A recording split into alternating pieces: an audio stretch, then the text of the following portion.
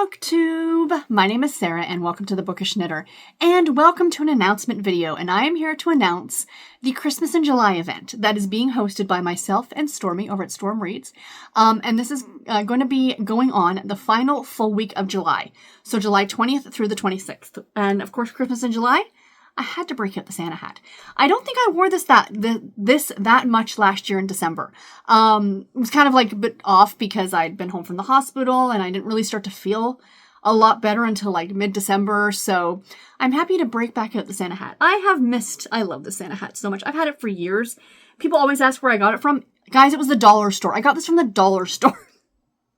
And it's lasted me, it's got to be 6 years now I've had this thing, so yay to that. But anyway, yeah, Christmas in July. Yay! Any excuse to read holiday books, I am down for. So I am someone who can read holiday books all year round. But I know that there are a lot of you out there who are only wanting to read the holiday books around the holidays, which is perfectly fine. The thing is that there are so many awesome holiday books that are put out every year, and nobody has time to get to all of them. So for those of you who are seasonal readers, this is your little excuse to go ahead and get to some of those holiday books that you may not have been able to get to in December, or November, or whenever it is that you read your holiday books. So yeah, we do have a couple of prompts for this. Stormy's not big on the prompts. I can take them or leave them, basically.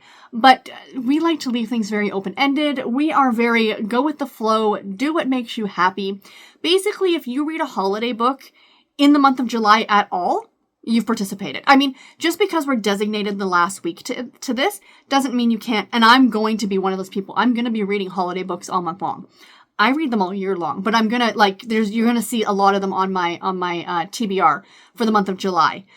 The 2 weeks prior to this, Stormy and I are like co-hosting like the whole month. So we are co-hosting the Retro Romance Readathon Summer Edition, the 2 weeks prior to this. And then literally the day that ends, the next day, this starts. So we're going right from Retro Romance right into Christmas. So if you want to participate in all the things, try and find some retro holiday books and you could be participating. So my original plan for this had been to, have it be category romance only, like Harlequin books only. But I realized that that's not necessarily everybody's cup of tea, or they might have a hard time finding something that they want to read, or whatever the case may be. So I've opened it up. So there are 2 prompts for this readathon. Read a Christmas category romance, or read a Christmas anything else. If you want to read a holiday-themed cozy mystery, a thriller, a romance, a historical fiction, whatever floats your boat, Christmas theme, read a nonfiction Christmas book. Whatever you want to read, absolutely. So, like I said, 2 categories. Read a category romance or read anything else.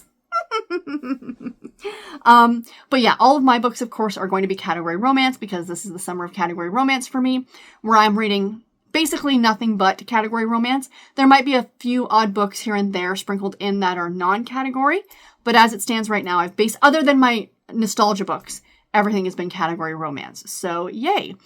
A few days ago, I posted my July TBR, and I mentioned in that video that I had some books on my TBR that were for Christmas in July, but I didn't share them in that video. So I'm going to share them with you guys now. And I think it's 7 books, 2, 4, 5, 6, 7. Yes, it's 7 books that I have to share with you guys. As I talked about in my TBR video, I kind of have 3 categories of books that I have on my TBR. I have a list of series books I want to get to, like next in series. I have a list of digital books that I own that I'd like to get to. And I have a list of print books that I own that I'd like to get to. So let's go through those lists. So the first one, I have 2 books on my series list. And basically I've been holding back on reading these because I was waiting for Christmas in July. So that's exciting.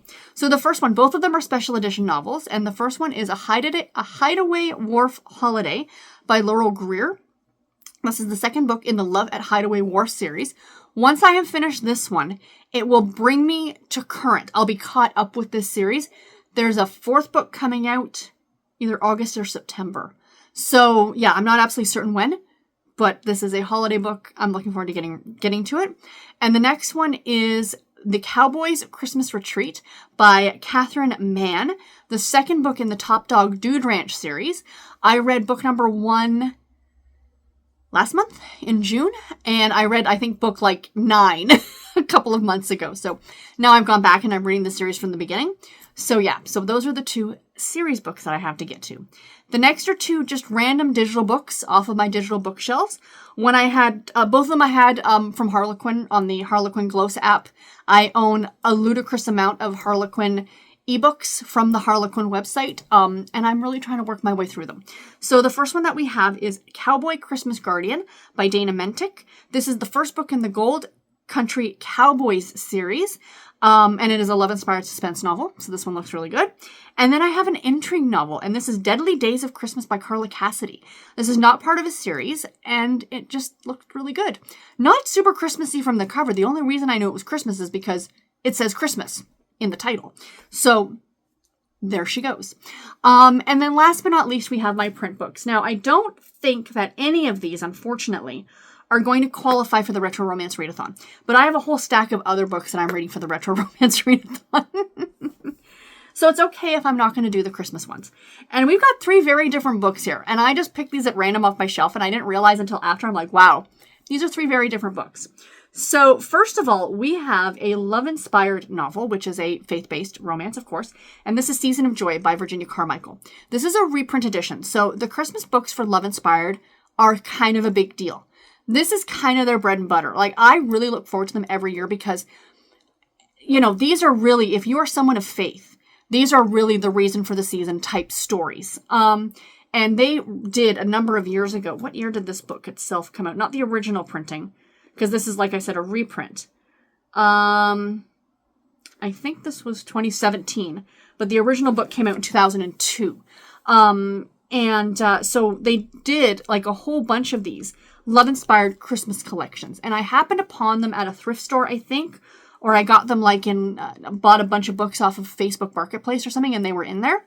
So this is not the original edition of this, but I am looking forward to reading it. So yeah, gorgeous, gorgeous cover. Like, that is absolutely stunning. So yeah, the original is the same title, but it is number 744 in the Love Inspired line. I'll pop the original cover up here for you guys to see in case. I'm curious. I haven't looked at the original cover, so I'm curious if it's any different than this one. So yeah, but anyway. And then next up, we have a historical novel. Every year, Harlequin always does a number of historical novels for years and years, and they have stopped doing this.